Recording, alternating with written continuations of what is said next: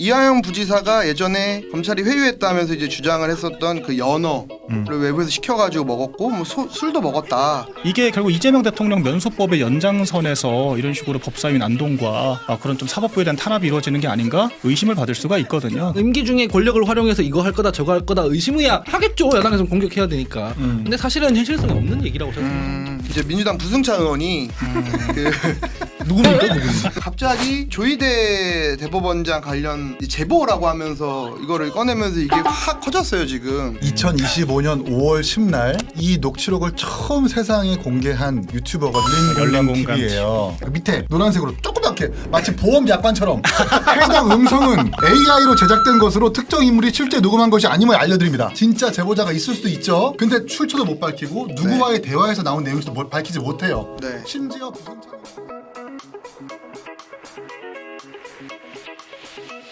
굉장히 핫했어요.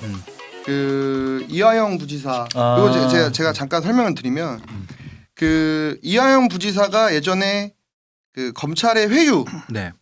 검찰이 회유했다면서 이제 주장을 했었던 그 연어를 외부에서 시켜가지고 먹었고 뭐 술도 먹었다. 그때 그렇게 주장을 했었는데 당시 검찰은 내부 조사해 본 결과 허위다.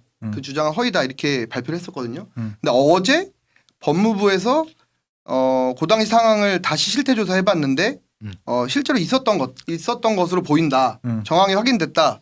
이렇게 지금 발표가 됐거든요.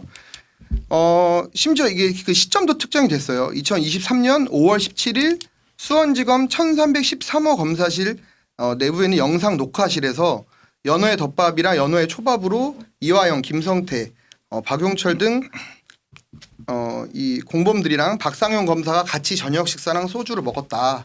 여기까지 지금 실태가 확인됐다 이렇게 발표를 했고 그 이게 교도관 38명을 조사하고 했는데 변호사랑 출정일지랑 호송일지 뭐 이런 데서 이게 드러났다 그러더라고요. 그러면서 갑자기 어제부터 이게 그래서 이제 정성호 법무부 장관이 이제 정식 감찰을 해라 이렇게 나왔는데 이게 지금 오늘 지금 대정부 질의가 지금 이제 이따 예정돼 있는데 이것도 아마 좀 굉장히 핫한 그 질의 포인트가 될 것 같더라고요.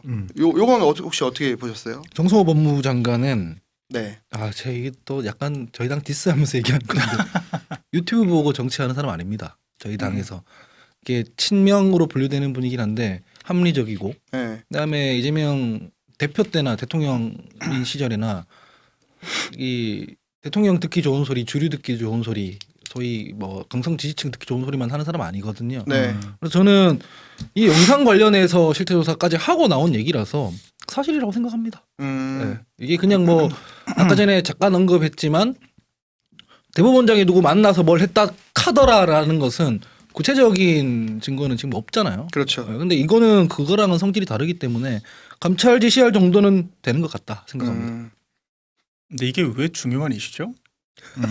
저는 되게 비본질적인 프레임을 확 바꿔버리시네요. 비본질적인 얘기를 좀 하고 있는 것 같은데요. 그러니까 이게 뭐 증거 수집상의 위법성을 얘기를 하고 싶은 건지 네. 아니면은 회유를 당해서 증언을 한 거니까 다 무효라고 지금 주장을 하고 싶은 건지 네. 결과적으로 이화영 전 평화부지사는 징역형이 확정이 됐거든요. 네. 네, 확정이 된 측면들이 있기 때문에 이제 와서 이 결과를 뒤집으려고 하는 것 자체가 저는 조금 너무 비본질적인 얘기로 좀 커다란 담론을 얘기하려고 하는 것 같다. 조금 더 쟁점을 확장할 필요가 있다라고 생각이 되고 그리고 지금 법사위에 아주 증인들을 뭐 전과 구범 사기범만 구범인 사람까지 불러가지고 마치 재판하듯이 지금 그런 식으로 하고 있는데 이거는 명백한 사법부 압박이거든요. 재판 대신하는 거거든요. 네. 그러니까 이런 것들이 대단히 부적절하다라고 생각을 하고 지금 이런 좀 의혹 제기가 커지게 되면은 뭐 합당한 증거가 있다라고 하면은 그 부분은 받아들이겠지만 이게 결국 이재명 대통령 면소법의 연장선에서 이런 식으로 법사위인 안동과 그런 좀 사법부에 대한 탄압이 이루어지는 게 아닌가 의심을 받을 수가 있거든요. 우리가 사법부의 지금까지 결과에 대해서는 존중할 필요가 있고 이 연어를 뭐 먹었니 안 먹었니가 뭐 그렇게 중요한 건가 이건 조금 더 구체적인 좀 정황들을 지켜볼 필요가 있을 것 같습니다. 네. 이제 근데 민주당에서 이거를 갖고 재심까지 지금 띄우더라고요. 어제 이화영 부지사 사건을 확정 났으니 이제 재심해야 되는 거 아니냐. 그 증거가 오염됐으니. 그러니까 이화영 확정 판결 받을 때 네. 그때 이제 회유 의혹과 관련해서 처음에 초기 수사를 담당했던 건 검찰이 아니라 경찰이었고요. 네. 경찰에서 무혐의를 때린 겁니다. 그래서 검찰까지 문제가 있다라고 지금 비약하는 것은 대단히 문제가 있는 거다. 말씀을 드리고 싶고 네. 말이 너무 안 맞아요. 이화영 부지사가 그때 당시에 뭐라고 얘기했냐면 소주를 제가 하얀 컵을 들고 있는데 소주를 따라줬어요. 라고 얘기한 거거든요. 네. 근데 이번에 법무부 감찰 지시에서 나왔었던 언론 보도를 종합해 보면 뭐라고 얘기하냐면 교도관 중 한 명이 불투명한 병 하나에 액체가 들어 있었던 것 같은데 그걸 마시는 걸 봤어요. 이런 식이에요. 그러니까 진술이 너무 달라요. 잔에 따른 게 아니고. 네. 네. 잔에 따른 게 아니고 불투명한 불투명한 병에 액체가 든 걸 마시는 걸 봤어요. 이런 식이에요. 달라요, 뭔가 진술이. 네. 너무 다르죠, 달라도. 그리고 지금 이화영 부지사의 변호를 맡은 사람이 김광민 변호사라고 하거든요. 네. 김광민 변호사가 누구냐? 민주당 소속의 경기도의원입니다. 그리고 이 사람한테 공천 준 사람이 누구냐? 대장동 변호사인 부천 국회의원인 이건태 변호사예요. 대장동 변호사 이건태가 공천을 준 이화영 부지사의 김광민 도의원인 거예요. 그러면 마침 정권이 바뀐 뒤에 이런 의혹이 제기가 됐다면 한 번쯤 의심해 볼 만하죠. 뭘까? 어떤 의혹인지 제가 구체적으로 말씀 안 드릴게요. 네. 근데 이 감찰을 한번 지켜봐야 될 필요가 저 있다라고 말씀을 드리는 거고. 감찰 의도가 있다. 그러니까 모르겠어요. 의도가 네. 있는지. 어쨌든 그때도 38명 교도관들 전부 다 전수조사하고 그때도 했죠. 네. 이때도 마찬가지였는데 갑자기 뭔가 술과 반입을 했다라는 이런 증언이 나왔는데 그때 이화영 부지사가 수원지검에서 했었던 진술과 사실관계가 조금씩 다르다. 난 소주컵을 가지고 있었는데 따랐다고 얘기하고 지금은 그 교도관이 불투명한 병에 담은 액체를 마시는 걸 봤다. 뭐 이런 식이거든요. 네. 조금씩 내용이 상이한 걸 보면 어찌 보면 회유를 회유한 것 아니냐. 회유를 회유한 거 아니냐. 그러니까 회유 당했다고 회유를 한 것은 아니냐라고 볼 수도 있는 거죠. 회유의 회유. 거기까지는 확정짓지 않을게요. 네. 일단 이 감찰 사실까지 정확하게 좀 우리가 기다려보고 판단해도 늦지 않다. 저는 이제 네. 그 말씀이 방금 말씀하신 게 비본질적이라고 생각해요. 음. 이걸 가지고 뭐 민주당에서 이화영 부지사 재심까지 였고 이거는 민주당에서 뭐 너무 나가는 거고 재심은 이화영 부지사 재심 너무 나갔다. 아니 그건 이화영 부지사 본인이 판단할 문제죠. 민주당에서 할 게 아니고 본인의 법익에 따라 억울하다 네. 그러면 하는 거고 아니면 아닌 거고 이런 거지 뭐 정치적으로 그럴 건 아니라고 생각하고 네.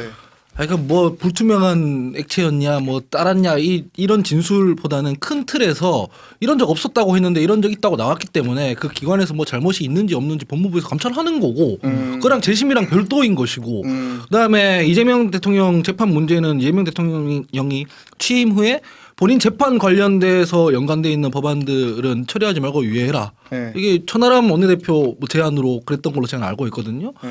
그리고 뭐 법원 조직법 관련해서도 원래는 드라이브 쫙 걸고 있던 것을 대통령이 하지 마라 해가지고 이제 멈춰놓은 상태라서 그 세 개를 딱딱딱 엮어놓는 게 오히려 정치적인 거고 이 기관에서 생긴 문제는 기관에서 생긴 문제대로 감찰을 해야 되는 문제다. 이렇게 보면 될 것 같습니다. 그러니까 이것도 있어요. 드라이하게. 이화영 부지사 첫 변호사 처음부터 김광민 변호사가 맡았던 게 아니에요. 아시죠? 누군지 아세요? 설주환 변호사. 조한이 형. 설주환 변호사가 처음에 이 변호를 맡았었어요. 대북송금 관련해 가지고. 네. 근데 김광민 변호사가 설주환 변호사를 고소해서 반대였나? 그 회유에 설주환 변호사도 같이 종용하고 참여했다라고 해가지고 그런 주장을 했다가 네. 설주환 변호사가 허위사실이라고 해서 명예훼손 고소했거든요. 네. 그때 당시에 설주환 변호사도 민주당 소속이었어요. 왜 그러냐고 설주환 변호사가 무슨 이유가 있어서 무슨 이득이 있어가지고 그 검찰과 짜고 치고 그 회유를 하겠냐고요. 말이 안 되는 거예요. 그러니까 검찰 개혁에 가장 그 검찰이 쓰는 수법을 가장 잘 아는 사람들 이 국회의원이고 그 사람이 공천 준 사람이 김광민 변호사인데 마침 정권이 바뀌자마자 이런 증언이 나온 겁니다. 여러분들의 의심은 여러분들의 영역인 거예요. 뒤늦게 만들어진 걸 수도 있다. 몰라 그건. 그건 모르겠는데 네, 어쨌든 첫 변호사는 설주환이었었고 네. 설주환은 그때 당시 민주당 소속이었고 진술을 바꾸거나 종용할 이득도 없는데 네. 그 사람한테 진술을 회유했다고 김광민 변호사가 공격을 했고 그래서 명예훼손 고소까지 했고 이런 상황인 거예요. 그래서 설주환 변호사 사진이 국민의힘 노 인증 패널 거기에 끼어 있던 거구나. 왜 국민의힘에 끼어 있나 했네. 근데 설주환 변호사는 지금 민주당 티오로 나가시는 분이에요. 아직도. 네. 제가 봤을 때 이거는 그 재심까지는 갈 문제는 아닌 것 같은데 사면 빌드업 하는 것 같아요. 사면. 그러니까 이제 이화영 평화부지사가 사실 나 언제 풀어주냐 이 얘기를 지난번에 저는 빠졌죠. SNS를 광고 통해서 지속적으로 하고 있습니다. 일종의 청구서를 지금 들이밀고 있는 거 아니냐라고 하는 얘기가 계속 나오고 있고 이재명 대통령도 부채감이 있을 거예요. 왜냐하면은 이화영 부지사가 계속해서 증언을 하려고 했다가 그것도 와이프가 엄청 강성 개딸이라고도 평가를 받더라고요. 그래서 뭐 번복하기도 하고 약간 이렇게 조금 왔다 갔다 하는 모습들을 보이는데 결과적으로 혼자 뒤집어 쓰고 지금 7년 8개월이나 징역형을 받았잖아요. 그래서 대통령이 됐으니까 이렇게 좀 고초를 겪었던 사람들은 사면시켜줘야 되는 거 아니냐. 이제 이런 얘기가 민주당 내에서 나올 거예요. 그 그런데 사면 문제를 아주 가볍게 만든 게 누구냐면 우리 송원석 위대하신 송원석 원내대표께서 부패 사범들 풀어주십시오. 넵 이거 시프트 66 이모티콘 붙여서 보냈기 때문에 노른손입니까? 노른손? 이거 붙여서 예 충성 이거 보냈기 때문에 이 사람 풀어주라고 한다 하더라도 되받아치기가 가능한 거 아닙니까? 노른손 없잖아요. 원내가 잘못한 건데 있었어요, 근데 진짜? 없었어. 이렇게 눈 찡긋찡긋했죠. 근데 이제 그거는 사실 충성이구나. 조국이랑 윤미향을 사면한 것만으로도 이미 한참 너무 비례성에 맞지가 이미 않아요. 그런데 그때 이제 이화영은 심지어 지금 이재명 대통령 재판이랑도 엮여 있잖아요. 그러니까 네, 이제 셀프 사면이 될 수 있으니까 결정을 그렇죠. 못했는데 이런 식으로 막 빌드업을 해가지고 야 조금 미심쩍은 부분이 있는데 재심은 좀 어렵지만 사면은 괜찮은 거 아니야? 이렇게 여론 만들어 놓고 스리슬쩍 빼려고 하는 거 아니냐? 저는 그런 의심이 좀 듭니다. 근데 이게 술자리 의혹, 뭐 회덮밥 의혹 이게 사실이라 하더라도 그게 사실이라고 가정해 봅시다. 이화영 부지사가 바보 아니에요? 그러니까요. 그걸 왜 회유를 연어 당해? 얻어먹고 바보야?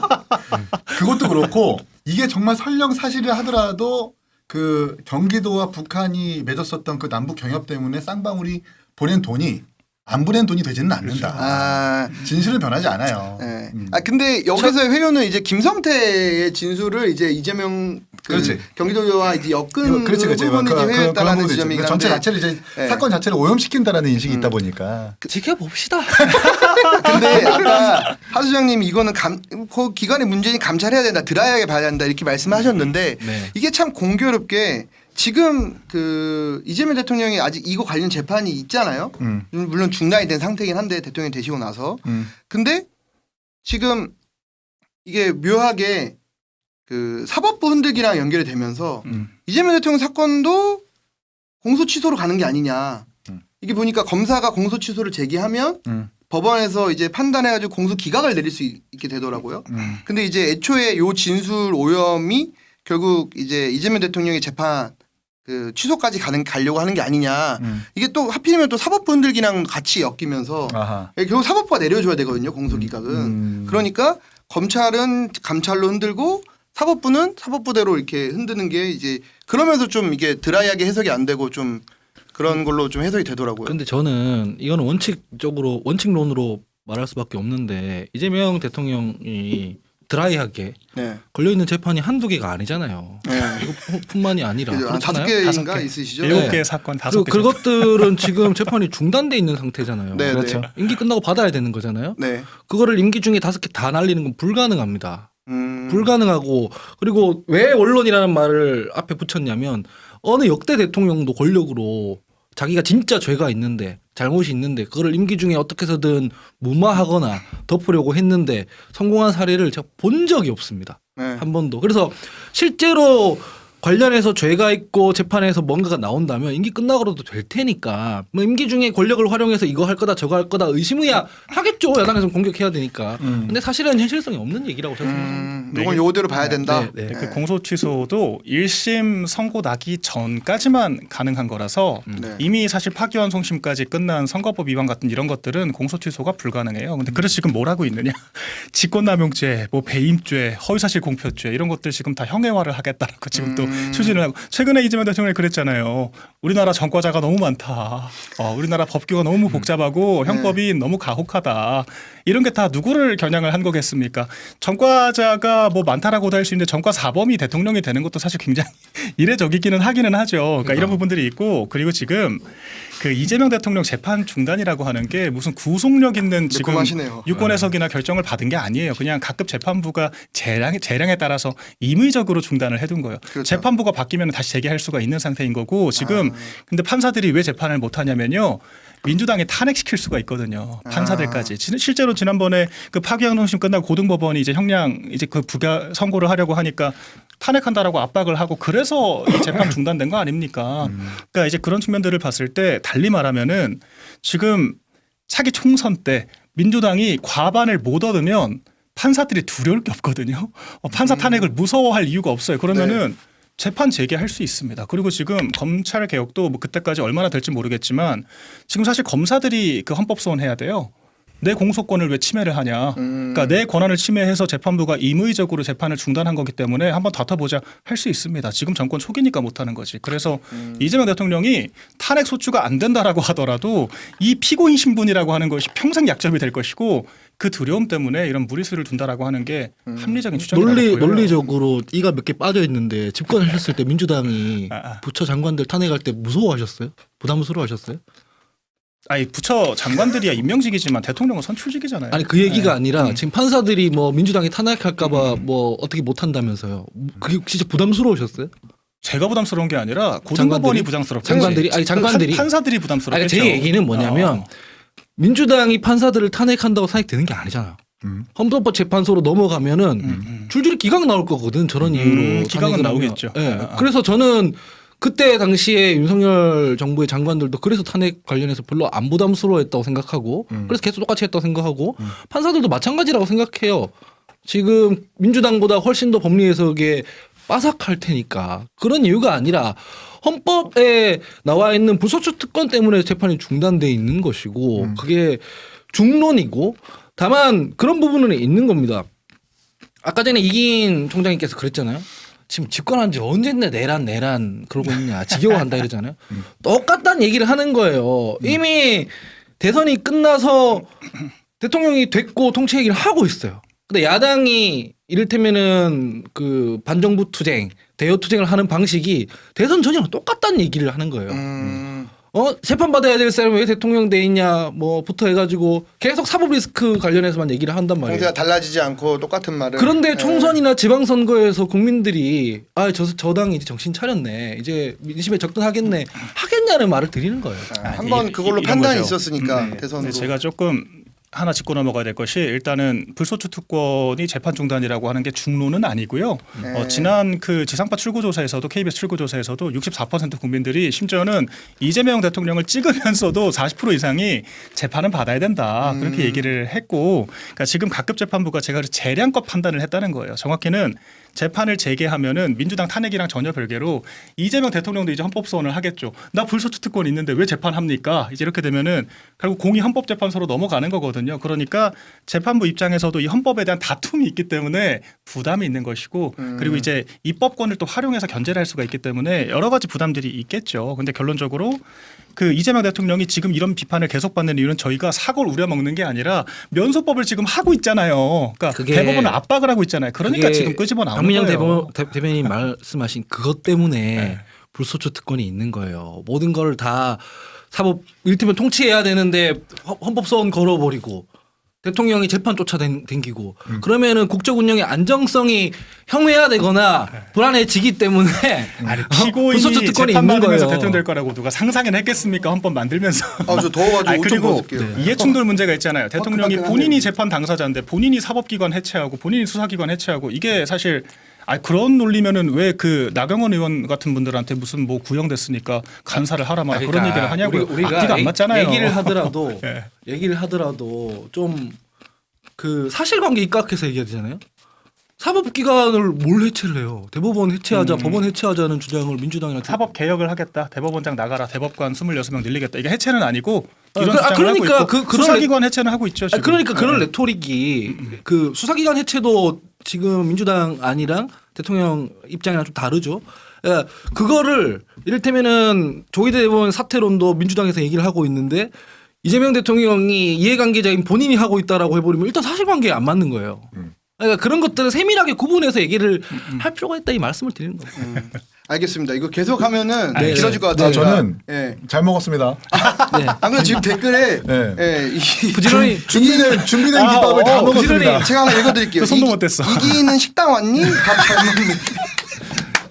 총장님. 항상 배고픈가 보네. 예. 총장님 카메라를 보고 있다가 안 찍힐 때 드시면 되지 않습니까? 아니 둘이 막 너무 매콤하게 대화하시길래 이때다 싶어가지고 준비해 주시고 먹어야죠 어떻게 그립니까? 거의 이제 팝콘 같이 네, 아주 비빔밥 맛있게 드시면서 먹으면서 잘 봤습니다. 두 분 아주 잘하시네요. 듣지도 않아 놓고 뭘 아주 그러세요? 이 나라의 미래가 밝아. 네. 듣지도 않아 놓고 이게 건성건성이구나. 그러니까 건성건성으로 정당할 때 한다 소리 듣는 거 아니에요. 아 너무 좋았어요. 네, 다음 주제로 넘어가겠습니다. 네. 그, 또 이왕이 핫, 뭐라고. 이게 또 핫한 게 있었어요 어제. 핫해요? 어제였나 그제였나 그제네요. 우리 이제 민주당 부승찬 의원이 그 누굽니까 그분이? 부승찬 지금 대변인도 하고 계시죠? 네? 이분이 본회의장에서 갑자기 이 조희대 대법원장 관련 이 제보라고 하면서 이거를 꺼내면서 이게 확 커졌어요 지금. 이거 잠깐 설명드리면 그 조희대 대법원장이 그 저기 뭐야 윤석열 대통령 파면 직후에 한덕수 전 총리랑 뭐 김충식 씨라고 이제 그 최은순 씨 그 내연남이라고 불리시는 분 있죠? 그분들이랑 이제 몇몇 분들이랑 뭐 식사를 하면서 거기에서 그 이제 이재명 사건이 대법원에 올라오면 알아서 처리하겠다 이런 발언을 했다는 제보가 있다까지 하면서 이제 이거를 본회의장에서 말씀을 하시면서 대정부 질의 때 그러면서 이제 이게 확 커졌어요. 사실 이 내용이 그 기자들 사이에서는 좀 많이 돌았었거든요. 작년부터 쭉 돌았던 내용인데 이게 확인이 안 되는 거고 이건 말 그대로 카더라 이거 구체적인 근거가 안 나왔어요. 그랬는데 이제 이게 대법원 그 본회의장에 나오면서 이게 확 커졌고 유튜브에서도 많이 이제 패널들 많이 얘기하긴 했었거든요 당시에는. 근데 이제 이게 또 버전이 또 여러 개예요. 맞아요. 이 시점이 윤석열 대통령 파면 직후란 말도 있고 조희대 대법원장 임명 직후란 말도 있고 뭐 등등 뭐 이런 버전도 여러 개 있는 상황인데 제가 볼 때 네, 이거 이거 가짜예요. 가짜다. 가짜예요 가짜. 가짜 간별사네. 2025년 5월 10날 네. 이 녹취록을 처음 세상에 공개한 유튜버가 누구냐? 네. 열린공감 열린공감 TV예요. 네. TV인데 거기에서 열린공감 TV 그 영상이 시작될 때 뭐라고 써놓냐면 해당 음성은 AI로 만든 것입니다. 아. 적혀 있어. 제가 가져왔어요. 나중에 이거. 녹취 자체가 워닝 경고. 문자장 썰디어는 위트와 해악이 담긴 말 그대로 썰 푸는 시간입니다. 즉 믿거나 말거나이지만 실제로 많은 관련자들의 얽히고 설킨 풍문, 밝힐 수 없는 취재원과 제보자들의 진술을 토대로 만들고 있습니다.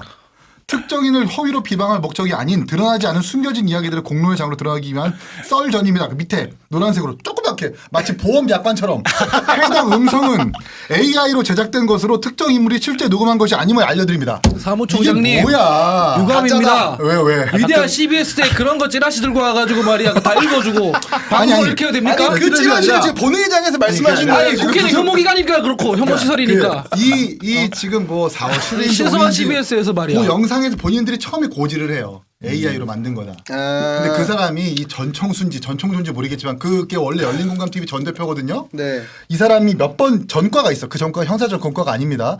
본인의 목소리를 녹음해서 네. AI 내지는 음성문조 바꾼 다음에 마치 제보인 것처럼 몇 번이 있어요. 그런 게. 이게 전례가 있다. 네, 그러니까 이제 모르겠어. 진짜 제보자가 있을 수도 있죠. 네. 근데 출처도 못 밝히고 누구와의 대화에서 나온 내용도 밝히지 못해요. 네. 심지어 부승찬 의원이나 서영교 의원이 국회에서 틀어왔던 그 녹취록은 AI로 만든 가짜 음성이라는 거예요. 가짜다. 정당 활동 열심히 하는 사람이었네. 이게 아니, 그러니까 나는 그러니까 민주당이 이어서가 아니라 이걸 또 뭐 주요 레거시 미디어가 막 자꾸 돌리고 싶고 있어. MBC가 받았어요. 이러면 안 되는 거예요. 받았어. 진짜 이 사람이 어떤 사람이냐? 한동훈 대표의 그 청담동 술자리 의혹, 그 가짜 의혹 때문에 재판받고 있는 사람이거든요. 첼리스트. 맞아요. 네. 이거 우리가 걸러줘야 돼 언론에서. 근데 안 걸르고 그냥 대형 언론사가 받아가지고 이것 때문에 사법 뭐 문제가 있는 것처럼 이러면 안 됩니다. 이러면 안 되는 거예요. 사실 언론도 이거 돌고 이미 오래전에 돌았는데 아무도 안 그렇죠. 취급 안 했거든요. 근데 이제 본회의장까지 나와서 아니, 그걸 대정부지부에다 갖고 나오잖아요. 네. 그러니까 좀 커졌어요. 민주당식 가짜 뉴스가 그 패턴이 있어요. 처음에 이렇게 열린공감 TV 같은 좀 저질 뉴스에서 이렇게 가짜 뉴스 막 만들어내고 그 다음에 막 찌라시를 뿌립니다. 근데 이게 호응이 없잖아요. 대변인님, 호응이 없잖아요. 공당의 대변인이면 민주당식 가짜 뉴스로 가지 말고 한 명 사람 이름 그냥 찍으세요. 몇 명 안 되잖아. 네. 그러니까 네. 뭐 김어준 씨 뉴스나 네. 뭐 아니면 이런 최선을 열린공감 방어하는 TV나 겁니다. 네. 이제 그러면은 막 이제 레거시가 안 받네. 그걸 어떻게 하냐? 이제 국회로 데려와요. 막 증인으로 데려오든가 아니면은 국정감사 같을 때 있잖아요. 그러면은 네. 뻔히 자기 편들, 우리 이제 정성호 법무부 장관, 김민석 총리 이런 사람 불러다 놓고 막 추궁을 합니다. 아, 장관님 지금 이런 녹취가 지금 돌아다니는데 들어보셨습니까? 그러면은 막 메소드 연기를 또 해요. 그런 게 있었습니까? 막 이러면서 메소드 연기를 또 하면서 그런 천인공노할 일이 이제 그럼 자기들끼리 막 연극을 벌여요. 그럼 이제 레거시 미디어, MBC 같은 매체가 국감장에서 나왔으니까 이제 보도 가치가 있구나. 또 이제 보도를 합니다. 그럼 이제 헤드라인만 딱 잡히면은 그 따옴표 해가지고 마치 그 주장 자체가 실체인 것처럼 그렇게 또 막 전달을 해요. 그럼 이제 네. 개딸들이 가서 막 댓글 달고 막 좌표 찍고 이런 패턴인 거예요. 그렇게 해서 만든 게 김의겸 의원이 당시에 똑같이 해가지고 첼리스트 의혹 받은 거고 지금 부승찬이랑 이제 서영교 의원이 똑같이 받은 거잖아요. 그러니까 자기들이 지금 근데 그것도 좀 스케일이 적당히 해야지 법무부 장관 나가라고 하는 걸 떠나서 지금 대법원장 사퇴까지 주장을 하면서 네. 이런 정도의 지금 허위 뉴스를 가지고 얘기를 한다? 너무도 경악스러운 거고 제가 아까 그 뉴스 보고 온 게 서영교 의원도 이제 와서는 좀 실토를 한 거예요. 확실하진 않다. 근데 맞아요. 어제 박지원 의원도 인터뷰했죠. 그랬거든. 서영교 의원 틀린 적이 없다고. 그러니까 자기들끼리도 말이 안 맞아요. CBS에서. 아니 정부 집권을 했으면은 그래 조금 야당 때랑은 달라져야 되지 않습니까? 아무리 민주당이 좀 이런 전공이라고 하긴 하지만 조금 더 품격을 좀 가지고 얘기를 해야 되는데 이런 무리수는 100% 역풍 맞을 수밖에 없다라고 보여져요. 네. 저희는 좀 품격 있는 채널이니까 조희대 대법원장의 해명까지 소개를 해드리겠습니다. 네, 해당 이재명 대통령 사건과 관련해서 한덕수 전 총리는 물론 외부의 누구와도 논의한 바가 전혀 없다라고 어제 입장문을 홍기 힘들다 지금. 그 품격을 이기인 총장이 다 해주세요. 망쳤어요. 아니 아까 탄산수를 벌컥벌컥 막 원샷을 하시더라고. 그 품격을 이기인 총장께서 다 망쳤습니다. 하나 더 드릴까요? 아닙니다. 맞아. 맥주 없나요? 벌컥벌컥 맞아. 소주 이런 거 없나요? 이게 근데 뭐 여야 공이 사실 뭐 이렇게 팩트 체크 안 하고 의혹 제기한 사람이 되게 많은데, 네. 그러니까 본인이 의혹을 제기하려면 책임이 뒤따라야 되는 거잖아요. 네. 그러려면 이 상임위장이나 본회의장, 그러니까 면책특권을 갖고 면책특권. 있는 그런 장이 아니라 기자회견장까지 가가지고 내가 허위 사실일 수도 있으니까 그 책임까지 지겠다라는 그 책임까지 따라와 줘야 되는 건데 요 외피에 숨어가지고 이렇게 팩트 체크 안 하고 AI로 만들어진 그 음성을 가지고 이렇게 그 공론의 장에 튼다라는 것이 네. 얼마나 정치가 지금 내가 비례해주고 있는 그리고, 건데. 네. 학교 때 공부도 안 하고 돌아다녔는데 기억력이 좋나 봐. 왜? 기억력이 좋아서 옛날 얘기가 자꾸 기억이다. 옛날 얘기를 방송에서 얘기하면은 수박이라고 또 뭐라고 해. 이게 내 악순환인데 이를테면 대법원장 사퇴하라는 얘기 정당에서 하면 안 된다는 거는 그거는 그렇게 생각할 수도 있지만 국민의힘에서 그걸 원칙으로 삼는 거는 아니다. 왜냐면은 김명수 대법원장 때 사퇴하라고 그 얘기할 줄 알았습니다. 했기 때문에 기억났다 지금. 주호영 권한대행도 그랬고 윤석 대표 때도 그랬고 심지어 주호영 권한대행은 뭐 탄핵도 하고 싶은데 의석이 모자란다 이랬기 때문에 그거는 뭐 입장에 따라 지금 달라지고 있기 때문에 그걸 원칙으로 삼는 것은 일관성이 없다. 이것 때문에 기억력이 좋다고 한 게 아니야. 두 번째 것 때문인데 또 있어요. 조희대 대법원장이 공수처에 지금 고발돼 있거든. 내가 기억하기로는. 맞아요. 그 대선 때 있었던 사안 때문에 시민단체 파기환송. 고발을 했어요. 파기환송 자체 때문이 아니라 이걸 어떻게 그 짧은 시간 내에 다 검토했냐, 기록은 봤냐, 규정은 지켰냐, 로그 기록 깔아. 잘 해명이 안 됐어요. 그래서 네. 그러면 너 공수처. 이래서 고발이 돼 있어요.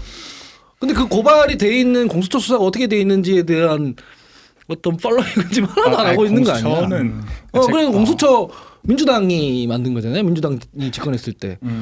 그러면은 매사한 특검으로 가야 되고 국회에서 직접적으로 탄핵해야 되고 이러면은 처음에 공수처를 만들 때 했던 그 논리가 있지 않습니까? 사법부나 검찰이나 이런 데도 이제 견제를 해야 되는데 기존 검찰로서는 서로 뭐 봐주기를 하기 때문에 안 된다. 그래서 공수처 만들어서 해야 된다 이랬잖아.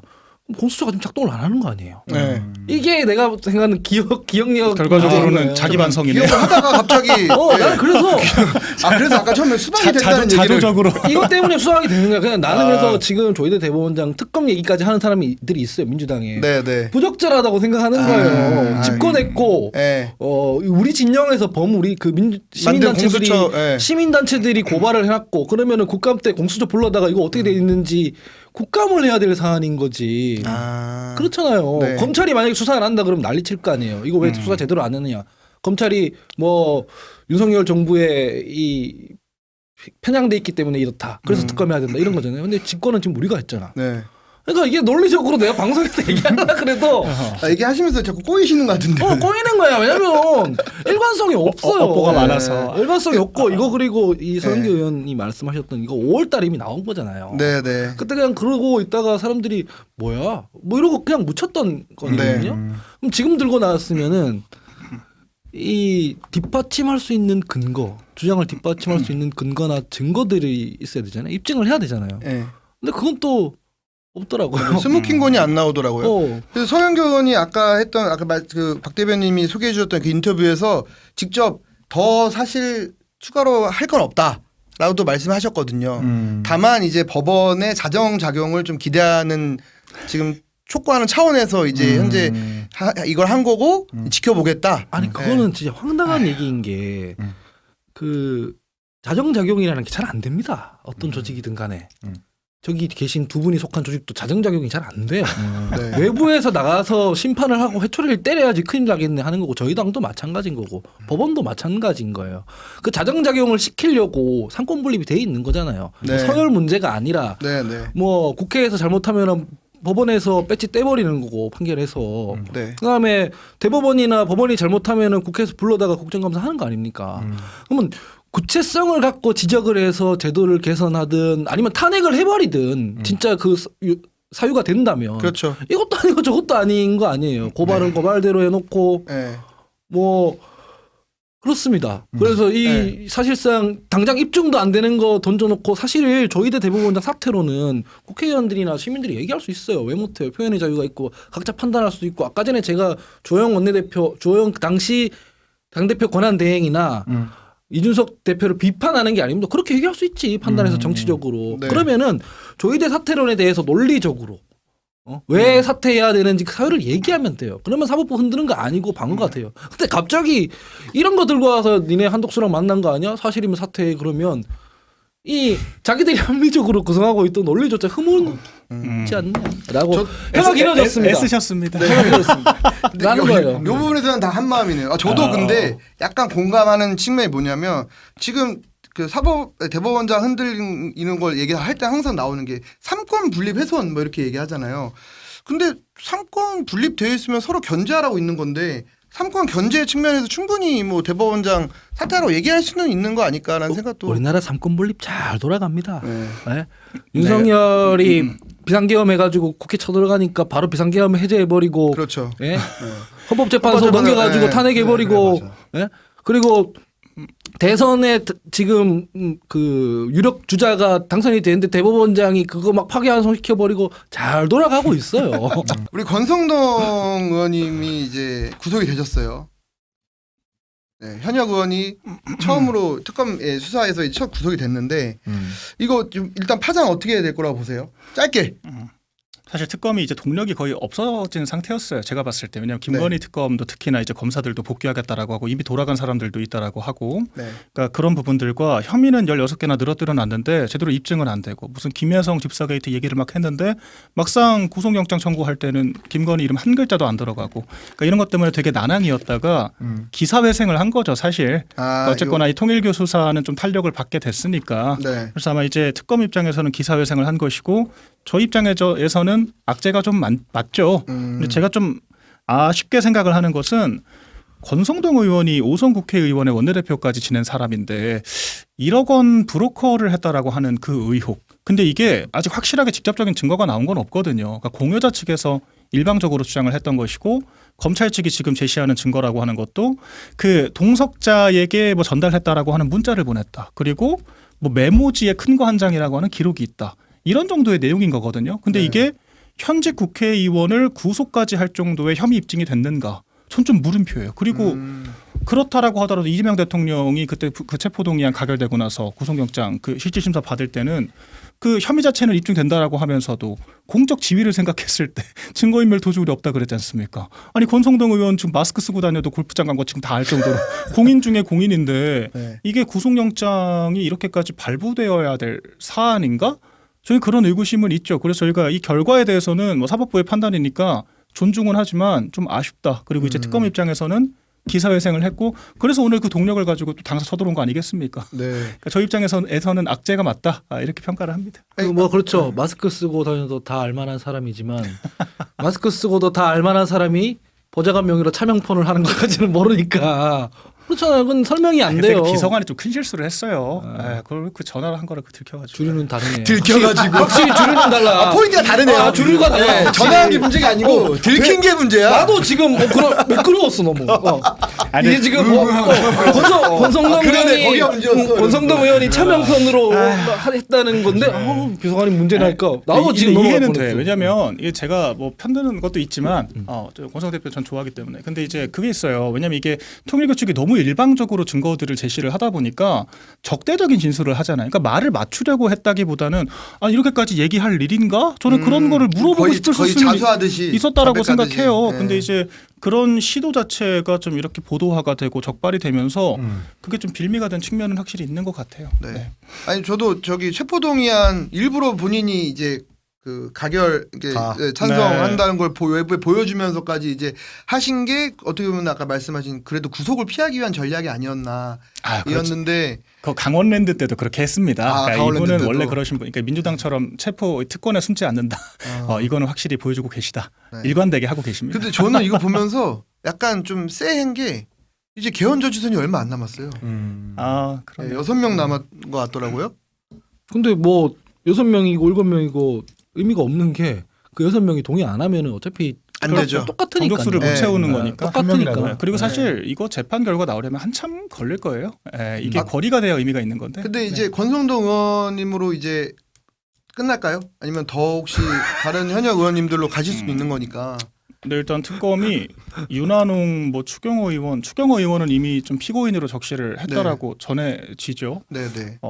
근데 저는 이것들은 조금 입증이 어려울 거라고 생각을 합니다. 그러니까 권성동 의원 같은 경우에는 사실 그 구속된 거잖아요. 지금 유죄 확정 판결이 난 것이 아니죠. 아니라 네. 이제 구속 사유의 일부 빌미가 될 수 있는 것들이 있었지만 다른 사실 우리 의원들 같은 경우에는 그런 빌미를 줄 만한 것들은 전혀 나온 게 없고 특히 추경호 원내대표 같은 경우에는 이미 합수본 차원에서 수사가 끝난 사안을 똑같이 해집고 있는 거거든요. 그리고 지금 한동훈계도 그 증인 출석 안 하겠다라고 하고 있지 않습니까? 네, 맞아요. 이게 어제 최후의 양심인 밝히셨더라고요. 건지 네. 할 말이 없는 건지는 알 수 없지만 추경호 아무튼, 의원이 이제 피고인으로 적시된 거가 적절하지 않다 이러면서 네. 이제 앞으로는 수사에 이게 도와주지 않겠다 이렇게 어제 네. 또 입장도 내고 그러셨더라고요. 근데 기자님 근데 네. 뭐 이게 주제는 아니지만 개헌 저지선이라고 그거는 이제 국민의힘 입장이겠죠. 그 표현 자체가 개헌 저지선이 무너져도 상관없잖아요. 개헌하면 되는 거 아니에요. 개헌에 반대하는 정치 세력이 있는 게 아니잖아요. 연임제 개헌을 하면서 그 이재명 대통령 아. 현직 대통령 연임 가능성까지 열어두겠다 이런 말이 나오니까 그건 불가능한 이런 일이고 것들은 그건 좀 지금 헌법으로도 불가능한 일이고 128조. 그건 불가능한 일이고 제가 봤을 때는 개헌 얘기는 각 당에서 다 하는데 아니면 차라리 지금 개헌 전인선 얘기를 하지 말고 국민의힘이 그 막 장외투쟁 이런 거 하지 말고 개헌론을 던지든가 차라리. 근데 저희 원래 개헌 저지선 의미 없어요. 네. 뭐 특검이든 뭐 탄핵이든 이탈표들이 계속 나오기 때문에 뭐 한지아, 뭐 김예지, 뭐 조경태, 뭐 갑자기 강기정. 여기서 전원 들어갔네. 갑자기 여기서 갑자기. 그런 사람들이 키고 들어주세요. 뭐 개념 있습니까? 그냥 자기들 하고 싶은 대로 하는 사람들이 있기 때문에. 네. 예. 근데 이제 뭐 개헌을 이제 말씀하신 대로 양당이 다 개헌을 해야 한다고 주장하는 사안인데 이제 어디가 더 그 자기들이 원하는 대로 할 수 있냐 뭐 이런 네. 쪽에서는 뭐 그게 좀 의미 있는 것 같고 그 요거 관련해서 그 좀 또 이번 주에 또 그 나경원 의원 등 그 저 패스트트랙 사건 결심 공판이 있었잖아요. 네. 네, 대부분 다 그 이제 당선 무효형이라 해야 되나 의원직 상실령. 그렇죠. 네, 의원직 상실령이 구형이 됐어요. 근데 요대로 선고가 되지는 않겠지만 어쨌든 이게 이제 아직 그 1심이어가지고 선고가 되더라도 뭐 아직 한참 남긴 했는데 그 요거는 좀 어떻게 보셨어요? 이 구형.